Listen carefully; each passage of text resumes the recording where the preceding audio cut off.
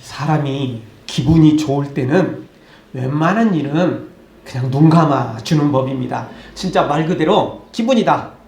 기분이다. 네. 그렇게 말을 하면서 봐주게 됩니다. 그런데 반대로 내가 기분이 아주 안 좋아요. 지금 스트레스를 너무 많이 받았어요. 다 짜증나요. 네. 이럴 때는 어떻게 되죠? 누군가가 조금만 잘못해도 거슬리게 되고 한 소리 하게 됩니다. 네. 사람들은 이렇게 감정을 가지고 있습니다. 그 감정 상태에 따라서 이 상황들이 달라지게 되는 것입니다. 보통 사람들은 감정이 있지만 감정의 기복이 그렇게 아주 심하지는 않습니다. 그런데 어떤 우울증에 걸려 있는 사람들은 이 감정의 기복이 얼마나 심한지 모릅니다. 여러분, 우울증 걸려 있다고 24시간 365일 그냥 계속 우울하고 계속 그냥 막 그러나요? 그러지는 않습니다. 그들도 좋을 때가 있긴 있어요. 근데 대부분 안 좋죠. 그런데 또 어떻게 보면 우울증보다도 더 감정의 기복이 심한 사람들이 있습니다. 이 사람들은 감정의 기복 따라 천당과 지옥을 오가는 경우가 많습니다. 회사이든 또 어디 단체이든 이런 사람이 상사로 있으면, 이런 사람이 윗사람으로 있으면 그 밑에 사람들은 눈치만 보게 됩니다. 그렇죠? 이런 사람들이 상사로 있으면 기분 좋을 때는 다 좋아. 다 좋아. 기분 좋을 때는 뭐든지 통과. 잘했어. 괜찮아. 이렇게 되는 거죠. 근데 기분 안 좋을 때는 어떻게 되죠? 아무리 좋은 보고서를 갖고 올라가도 너 이것밖에 못해? 이런 식으로 되는 거죠. 그래서 이 감정의 기복이 심한 사람들은 그 밑에 있는 사람들은 눈치를 볼 수밖에 없는 거예요. 그날 눈치 따라서 기분이 괜찮다 싶으면 뭐든지 다 갖고 올라가는 거고, 기분이 좀 안 좋다 싶으면 어떻게든 어디 도망가야 돼요. 외근을 하든지 하여튼 어디 창고로 들어가든지 하여튼 눈에 안 보이는 게 그날 행복이 시작이에요. 눈에 띄는 순간 지옥이 시작되는 거죠. 근데 여러분, 이 사람의 감정이 이렇게 기복이 심하듯 영적인 기복이, 신앙의 기복도 심한 사람들이 있습니다. 어떨 때는 세상의 모든 복을 다 혼자 받은 것처럼 할렐루야 하면서 막 외치고 다니는데, 또 어떨 때 보면 세상의 모든 저주와 불행은 혼자 다 짊어진 것처럼 시험에 빠져가지고 그렇게 불평 원망하면서 제대로 예배까지도 또 신앙생활까지도 제대로 하지 못하는 이런 사람들이 있는 것을 보게 됩니다. 그런 면에서 보면 오늘 성경에 나오는 욥은 기복이 아주 적은 사람 중에 한 사람이라고 볼 수 있습니다. 왜냐? 그가 잘 나갈 때도 하나님을 찬양하고 섬겼지만 그가 최악의 상황에 빠졌을 때도 시험에 들고 삐지고 그리고 불평 원망하고 마치 욥의 아내처럼 그렇게 하나님을 떠나버린 그런 모습이 아니기 때문에 그렇습니다. 욥도 사람인지라 하나님을 향해서 투정을 하고 거의 원망에 가까운 그런 말투들도 종종 나오지만, 전체적으로 봤을 때 욥은 이 감정의, 신앙의 기복이 매우 적은 사람이었다라는 것입니다. 욥의 고백대로 내가 사나 죽으나 진짜 뭐든지 다 주신 자도 하나님이시고 또 취하신 자도 하나님이시니 나는 언제든지 어떤 때든지 하나님을 찬양하겠다. 내가 비록 이렇게 지금 힘든 길을 가지만 때가 되면 나를 정금같이 나오게 하실 것이다. 이런 확신을 가지고 있었기 때문에 욥은 감정의, 신앙의 기복이 매우 적은 사람 중에 한 사람이었습니다. 신앙의 기복이 심하다는 것은 사실 좋을 때는 문제될 게 없습니다. 그런데 안 좋을 때 문제가 생기는 거죠. 이 안 좋을 때 사탄이 시험을 하게 되고, 이 안 좋을 때 우리에게 위기가 닥칠 수 있습니다. 마침 내가 그래도 감정의, 신앙의 기복이 좀 심하다 해도 내가 죽는 순간 신앙의 상태가 아주 좋으면 아무 문제 될 게 없어요. 그쵸? 죽는 순간 신앙의 상태가 매우 좋다. 그럼 천국 가는데 아무 문제 없습니다. 근데 문제는 감정의 기복이, 신앙의 기복이 심한 사람들은 언제 어떻게 될지 모르잖아요. 근데 내가 죽는 순간 신앙이 아주 그냥 깊숙이 다운된다면 어떻게 되겠어요? 위험하잖아요. 평생 잘한 것 같은데 이게 꼭 시험 들 때 내 인생이 끝날 때가 됐네. 예. 아주 감정의 신앙의 기복이 아주 안 좋을 때 이게 내가 죽을 때가 됐네. 그러면 어떻게 되겠어요? 자신도 그게 다스리기가 어려운 거거든요. 그래서 신앙의 기복이 가능하면 적은 게 좋습니다. 예.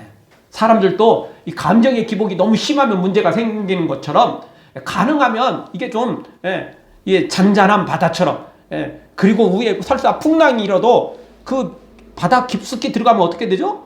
별 차이 없어요. 별 차이 없는 거죠. 사랑하는 성도 여러분, 오늘 성경에 나오는 욥처럼 우리가 신앙의 기복이 좀 가능하면 적은, 적다고 해서 계속 낮은 상태로 적으면 곤란합니다.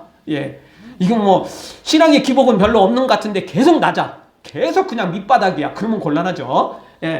뭐 중간도 뭐 괜찮긴 하지만 우리 욥처럼 신앙의 기복이 적은 상태에서도 위에 있는 신앙으로, 하나님이 인정할 만한 신앙으로, 정말 다윗처럼 내 마음에 합한 자다 인정할 만큼 하나님의 그 기준에 합격하고 계속해서 유지해가는 신앙의 기복이 없는 하나님의 사람으로, 어떤 상황에서도 하나님만 바라보는 하나님의 사람으로 세워지기를 주의 이름으로 축원합니다.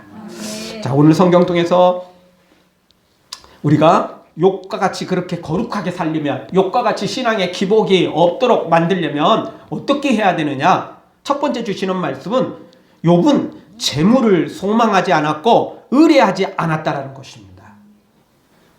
돈을 의뢰하지 않는 사람, 돈을 소망하지 않는 사람, 이런 사람의 신앙의 기복이 적게 되는 것입니다.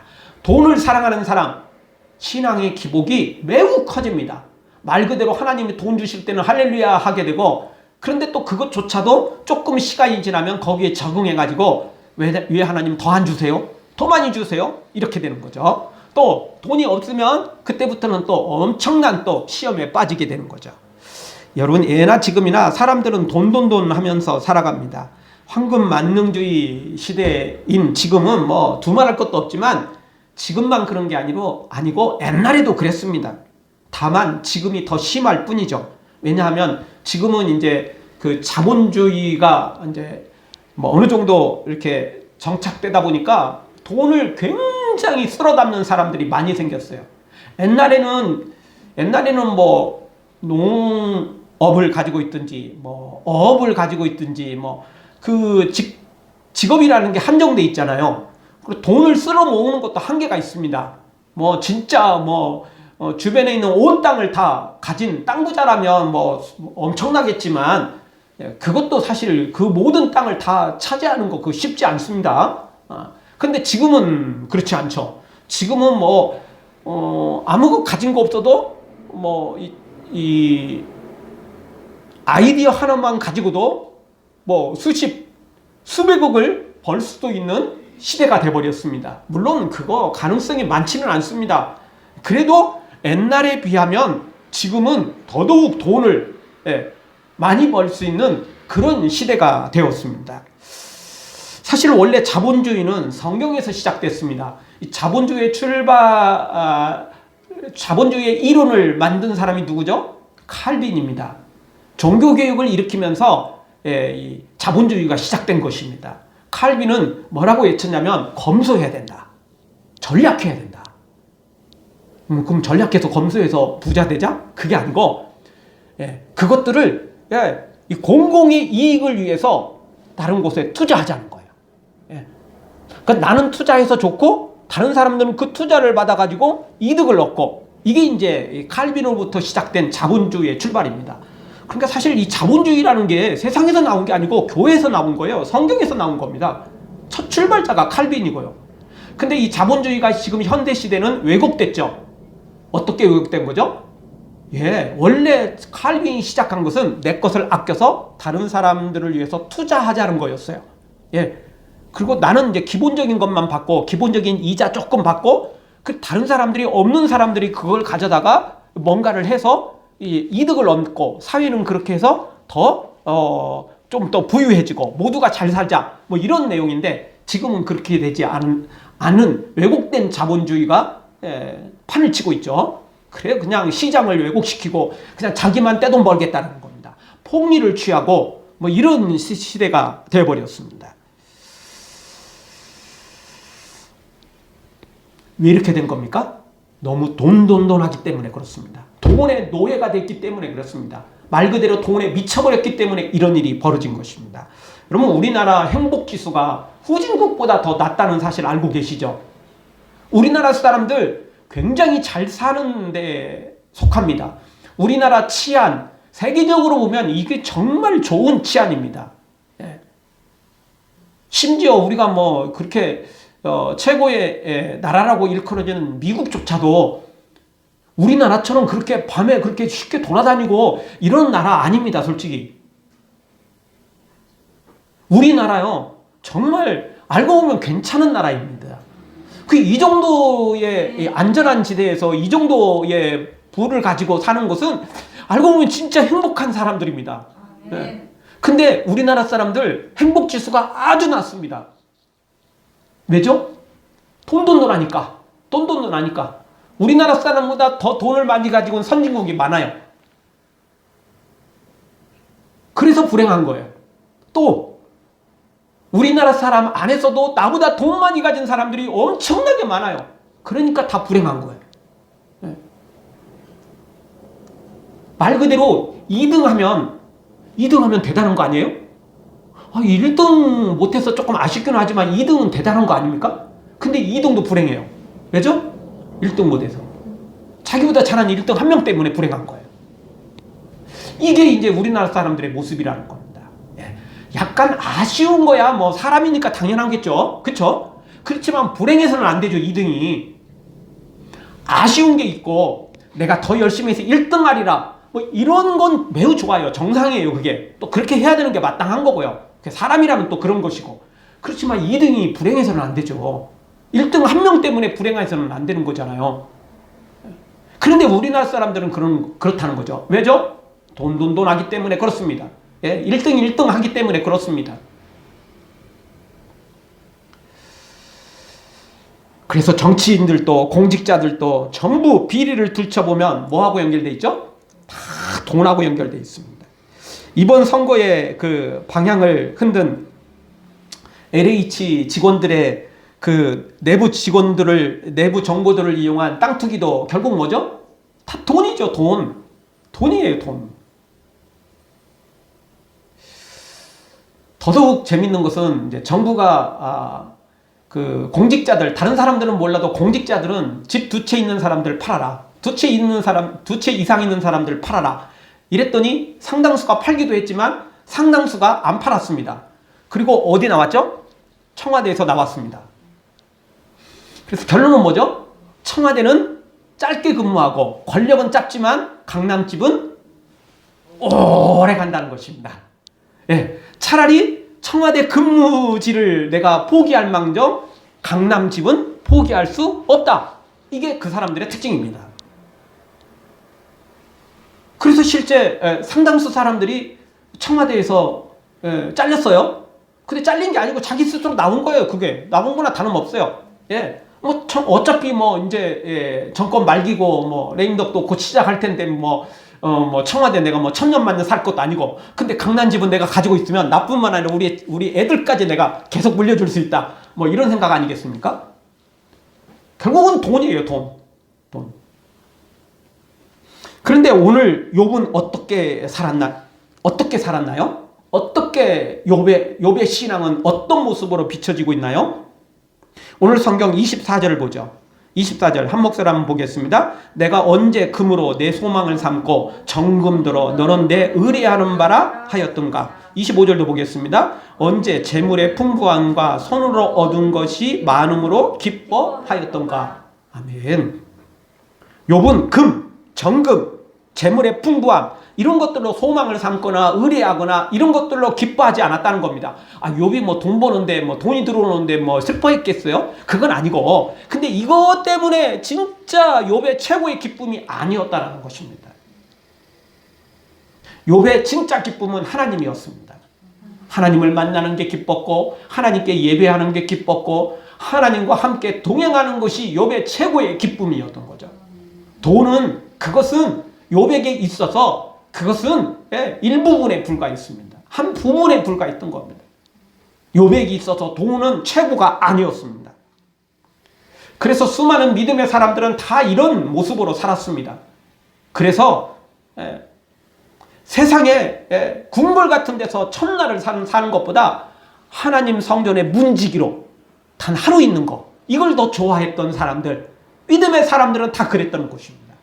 세상의 모든 좋은 것을 다 주어도 하나님 문지기로 있는 거, 그것을 더 좋아했던 사람, 하나님에게 속하고 하나님의 종으로 사는 걸 더 좋아했던 사람, 이게 다 믿음의 사람들의 모습이었던 것입니다.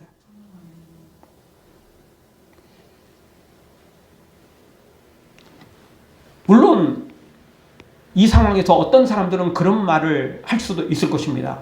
욥이야 평생 부자로 살았으니까 돈 안 하겠지. 돈 없는 사람 지가 뭐 얼마나 알겠어. 돈 없어 봐야 아는 거지. 그런 말도 일리는 있을 수 있을 것입니다.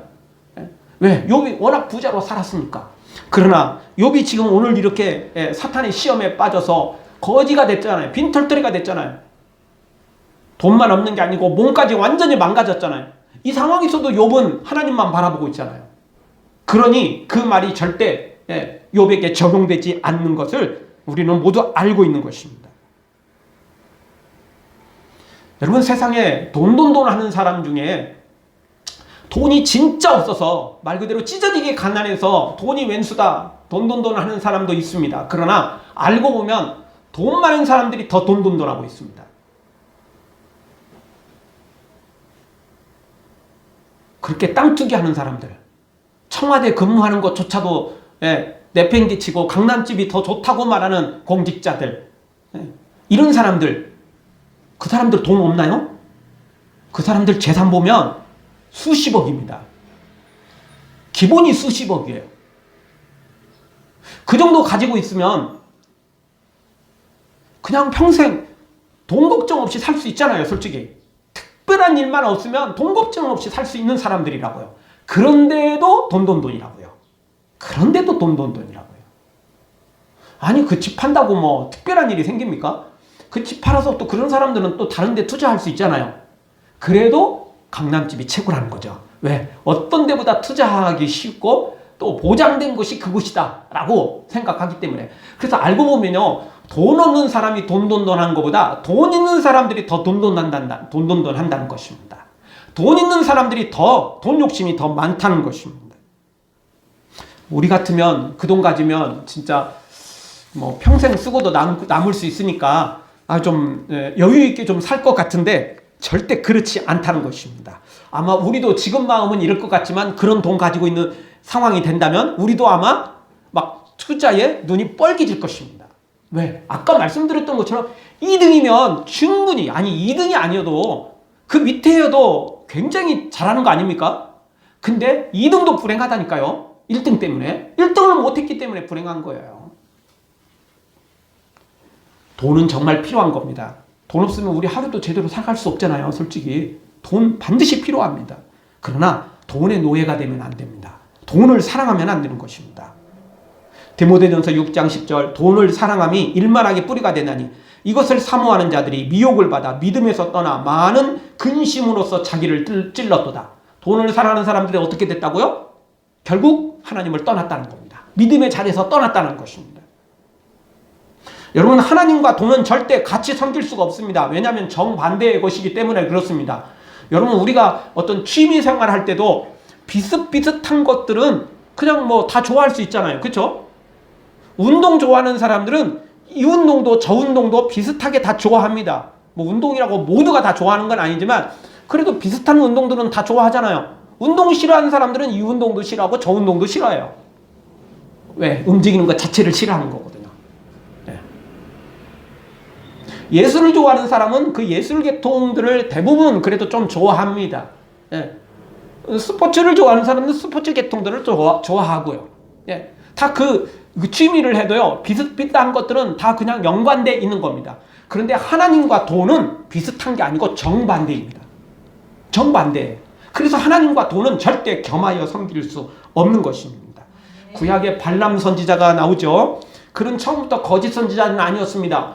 그는 얼마나 대단한 사람이었는지 그가 하나님의 이름으로 축복하면 복이 임하고 그가 하나님의 이름으로 저주를 하면 저주가 임했을 정도였습니다. 그런데 그가 어느 순간부터 갑자기 돈 맛을 보기 시작합니다. 그 돈 맛을 보는 순간 하나님이고 뭐고 없어지는 겁니다. 하나님의 뜻이고 뭐고 없어지는 것입니다. 하나님이 사랑하는 이스라엘 백성, 하나님의 백성이라는 그것도 그냥 사라져 버립니다. 그리고는 이스라엘 백성들이 하나님께 버림받았고 자동으로 망할 수 있는 방법까지 알려줍니다.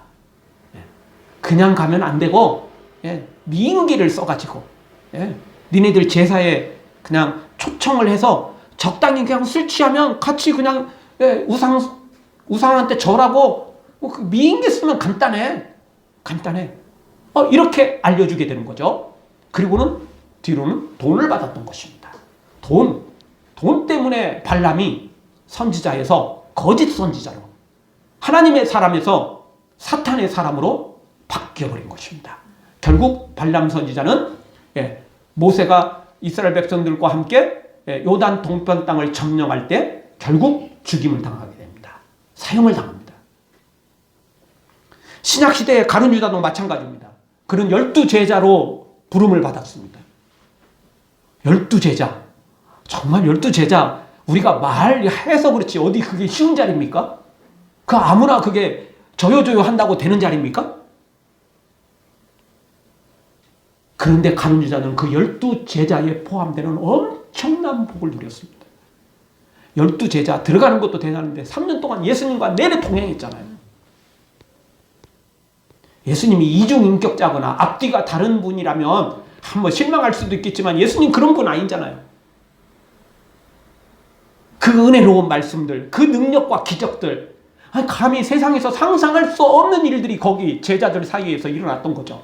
그런데 가룟 유다는 돈을 사랑했기 때문에 평소에 돈꾀에서 헌금꾀에서 하나씩 자기 주머니에 집어넣더니 결국에는 돈 받고 예수님을 팔아버렸지 않습니까? 돈을 사랑했기 때문에 결국 그는 12제자는커녕 지옥의 아랫목에 자리를 맡아놓은 사람이 되고 말았습니다. 아나니아와 삽비라도 똑같습니다. 엄청난 보물을 천국에 쌓아줄 수 있는 엄청난 기회를 얻었지만 그는 그 기회를 내팽개치고 도리어 심판받아 죽고 지옥에 떨어지는 정말 돈이 왼수가 되고 말았습니다. 돈이 없는 게 왼수가 아니고 돈이 너무 많아서 돈을 너무 사랑해서 왼수가 돼버린 것입니다. 이 폭풍으로 항로를 잃고 방황하던 배 한 척이 가까스로 어느 무인도에 도착을 했답니다. 배도 많이 망가지고 자기들 스스로는 이렇게 헤쳐나갈 수 있는 상황이 되지 못했습니다. 이 구조될 가망성도 사실 많지 않았습니다. 왜냐하면 무인도였기 때문에 그렇습니다. 무인도였다는 이야기는 다른 배들도 오기 쉽지 않다는 이야기겠죠. 그런데 그 중에 다행인 것은 그래도 배에 식량들이 몇 달치를 가지고 있었다는 것입니다. 몇 달치를 가지고 있다는 이야기는 몇 달 먹고 죽는다 그 이야기도 되겠지만 씨앗을 뿌리면 수확을 할 수도 있다 그 이야기가 되잖아요. 그래서 이들은 내리자마자 이 씨앗을 가지고 곳곳에 이제 그 씨앗을 밭을 일구고 이래서 씨앗을 뿌리기 시작했습니다. 그런데 씨앗을 뿌리고 있는 그 와중에 놀라운 걸 발견했습니다. 그게 뭐였냐면 황금 덩어리였습니다. 그 무인도에 금이 그렇게 많았던 거야. 금이 많았던 거. 그래서 이 황금을 발견하는 순간 모든 사람들의 눈이 다 뒤집혀 버렸습니다. 야, 우리 이렇게 무인도에 우리가 지금 이렇게 파손당해서 왔는데, 야, 이게 진짜 이게 알고 봤더니 이게 대박이구나. 그냥 막 황금 모으느라고 막 정신이 없는 거야, 막. 그래 놓고는 결국 씨를 뿌릴 수 있는 기회를 놓쳐버리고 말았어. 황금 모으느라가 정신이 빠져가지고 씨 뿌릴 수 있는 기회를 놓쳐버린 거죠.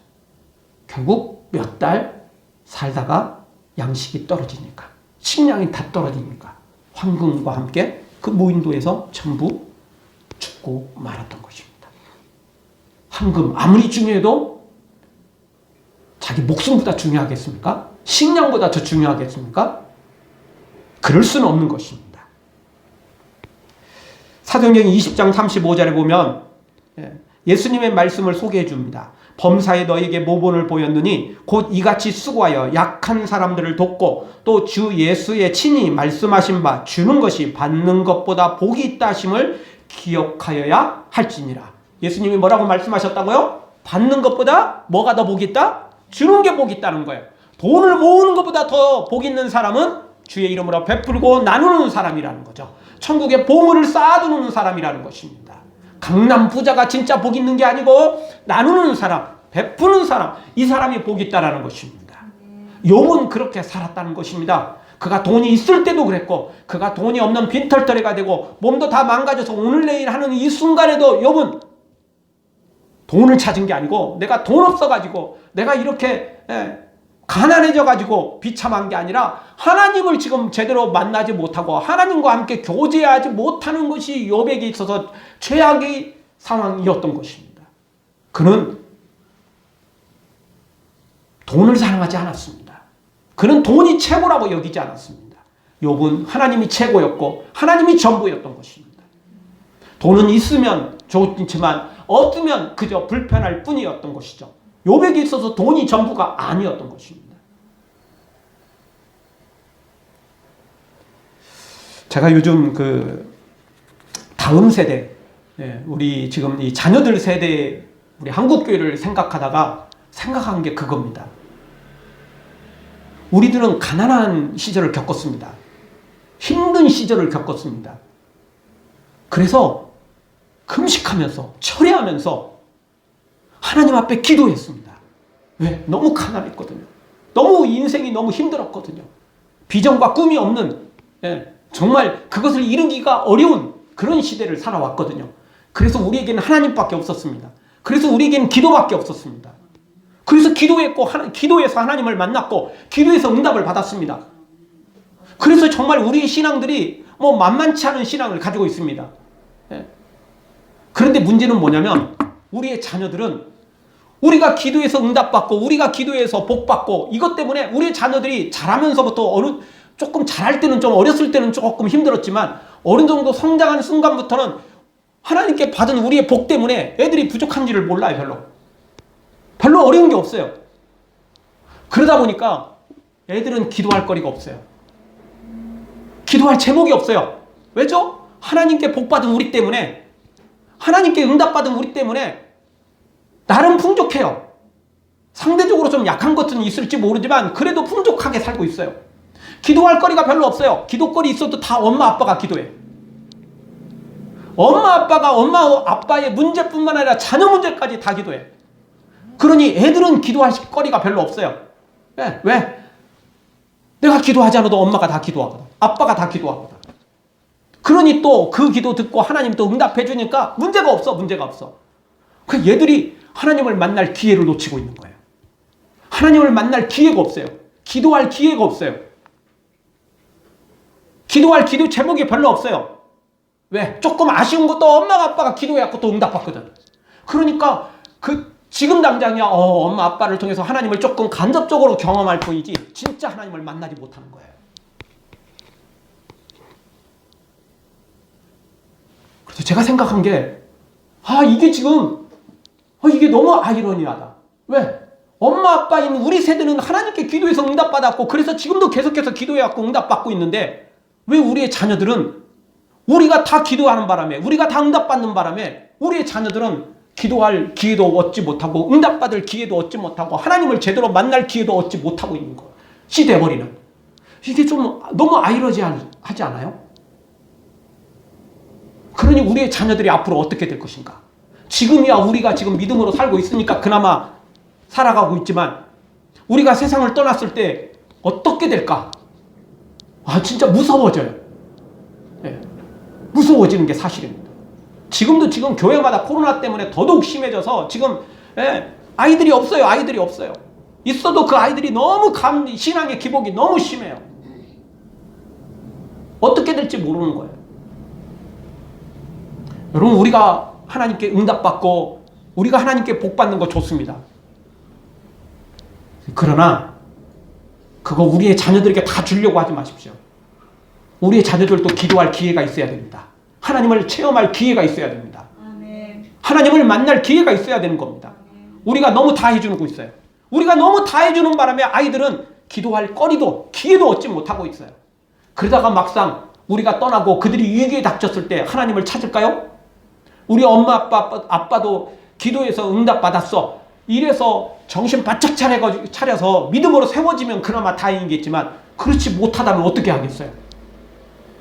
한두 번 우리 엄마 아빠가 만난 하나님 찾다가 우리 엄마 아빠는 뭐 만났을지 모르지만 나는 안 만나주는가 봐. 포기해버리면 어떻게 되겠어요? 고기도 뭐 먹는 놈이 잘 먹는다는 말 있잖아요. 하나님을 체험한 사람들이 끝까지 기도하는 거예요. 하나님을 만난 사람들이 기도를 해도 끝까지 기도하는 거예요. 그렇지 못한 사람은 어떻게 하죠? 몇 번 기도하다 포기하잖아요. 그러니 우리의 자녀들이 앞으로 어떻게 될 것인지 생각해보면 끔찍해지고 있어요. 그래서 오늘 다시 한번 우리 자녀들에 대해서 우리가 좀 생각을 다시 해볼 필요가 있습니다. 네. 내가 하나님께 받은 복, 그거 자녀들에게, 특별히 우리나라 사람들은 하여튼 자녀에게 돈 못 물려줘가지고 다 그냥 안달이 난 사람처럼 보이는데 생각해 봐야 됩니다. 정말 생각해 봐야 됩니다. 그게 우리 자녀들에게 절대 유익되지 않다는 것입니다. 우리 자녀들도 힘들고 어려운 과정을 겪어가면서 하나님께 기도하고 매달릴 수 있는 기회를 줘야 돼요. 예? 우리 하나님께 받은 복, 이거 주의 나라를 위해서 열심히 써야 됩니다. 예? 뭐 재산 다 팔아가지고 뭐 헌금하자 그 이야기가 아니고, 여러분 너무 풍족하게 자녀들에게 물려주려고 하지 마십시오.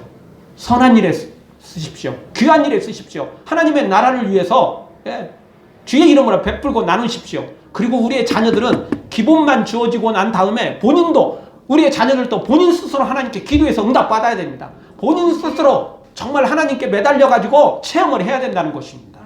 엄마 아빠가 다 해줘버리면 할 수가 없어요. 우리 잘 쓰잖아요. 유대인들의 특징은 고기를 잡아주는 게 아니고 고기 잡는 법을 가르쳐주는 거 아닙니까? 내가 부모가 다 돈도 대주고 부모가 대신 기도도 다 해주면 아이들이 어떻게 하나님 만나는 법을 배우겠습니까? 그거는 만날 수 없어요. 아이들은 아쉬운 게 없어요. 엄마 아빠가 다 기도하고 엄마 아빠가 다 해결해 줄 텐데 뭐. 지금이야 하나님을 통해서 그게 어렴풋이 남아있지만 그 기억이 희미해지는 순간 위험에 빠지는 것입니다. 바로 그게 구약의 사사기 시대의 모습이고 구약의 타락했던 시대의 모습인 것입니다. 하나님이 희미해지는 순간 하나님을 찾지 않아요. 사랑하는 성도 여러분, 욥처럼 돈 하지 말고 정말 욥처럼 하나님을 최고로 여기고 하나님을 가장 귀하게 여기는 우리 모두가 되어지기를 주의 이름으로 축원합니다. 다 같이 한번 따라서 하겠습니다. 돈 하지 않고 하나님으로 기뻐하겠습니다. 하나님을 최고로 여기겠습니다. 두 번째, 욥이 이렇게 기복신앙을 갖지 않고 신앙의 기복이 심하지 않고 이렇게 믿음으로 세워진 이유는 욥은 미신에 흔들리지 않았다라는 것입니다. 26절에서 28절에 보면 욥은 절대 미신에 흔들리지 않았습니다. 여러분, 예로부터 하늘의 해나 달은 신앙 숭배의 대상이었습니다. 특히나 태양신은 전 세계에 걸쳐서 태양을 섬기지 않는 나라, 민족이 없을 정도입니다. 우리나라만 봐도 조선시대까지만 해도 그 태양이 달에 가리는 일식만 벌어져도 무슨 인식을 가지고 있었죠? 하늘이 왕을 버렸다. 왜? 하늘이 가려졌으니까. 하늘이 어두워졌으니까. 하늘이 진짜 이 땅의 하늘인 왕, 최고인 왕을 버렸다. 이렇게 인식을 했잖아요. 그게 결국 미신인 거거든요. 그게 결국 사탄에게 속아 넘어가는 거거든요. 근데 오늘 성경도 26절, 언제 태양의 빛남과 달의 명랑하게 운행되는 것을 보고 27절, 내 마음이 가만히 유혹되어 손으로 입맞췄던가. 욥 시대도 그랬고, 그리고 뭐 지금으로부터 그냥 뭐 한 100년 150년 전까지만 해도 이런 태양을 섬겼어요. 지금도 태양을 섬기는 그런 태양신을 섬기는 그런 사람들이 생각보다 많아요. 태양, 달, 별, 뭐 이런 것들 다 그게 다 우상숭배이고 미신이고 이렇다는 거죠. 근데 욥은 그런 것을 철저히 배격했습니다. 그런 것에 넘어가지 않았습니다. 여러분, 신앙생활을 하는 교인들도 얼마나 많은 미신에 매여 있는지 모릅니다. 지금 시대는 더더욱 이런 미신이 없는 것 같지만 미신이 너무 많아요. 오늘의 운세, 새해 운세, 간단한 점치는 거 스마트폰으로 너무 쉽게 보는 거예요. 그거 그냥 자동으로 나오니까 그냥 가볍게 보는 거예요. 그냥 그 우습게 그냥 쉽게 아무 생각 없이. 근데 그것도 미신이라는 걸 알아야 되는 것입니다. 10년 전 통계에 의하면 우리나라 역술인이 50만 명이 넘어가고요. 시장 규모가 4조 원이 넘어간다라고 말했습니다. 10년 전에. 사주 카페, 역술 카페, 이제 그런 것들도 수없이 많고, 10년 전 통계에 의하면 한국 운세 산업 관련 온라인 사이트가 191개였습니다. 10년 전에. 그중 1위에 해당되는 이 온라인 사이트는 시간당 방문자가 1시간에 거기 그 온라인 사이트에 방문해서 오늘의 운세, 새해 운세, 이런 걸 보는 사람이 자그마치 4만 2천 명이었습니다. 10년 전에 네이버 다음 이런 포털 사이트에서 운세 서비스를 이용하는 자가 일주일에 60만 명에서 100만 명에 해당된다고 그랬습니다. 이렇게 많은 사람들이 오늘의 운세를 보고 있어요. 오늘 하루의 일진을 보고 있죠. 꼭 미신만 해당되는 게 아닙니다. 성경적이지 않는 관습들, 문화들도 전부 우리가 조심해야 됩니다. 왜냐하면 이 세상의 주인은, 이 세상의 운행자는 세상이 아니고 사탄이 아니고 하나님이십니다. 근데 왜 그런 미신에 우리가 쉽게 넘어갑니까? 그거 바르지 않습니다. 지금도 정말 손 없는 날 이사하는 것도 그렇고 별걸 보고 지금도 따지는 사람들 얼마나 많은지 몰라요. 지금도 굳이 맞고 점쟁이는 찾아가지 않더라도 이런 인터넷 사이트를 통해서 그런 것들을 얼마나 많이 하는지 모릅니다. 10년 전의 조사에 의하면 남성은 사주를 많이 보고 여성은 궁합을 선호한답니다.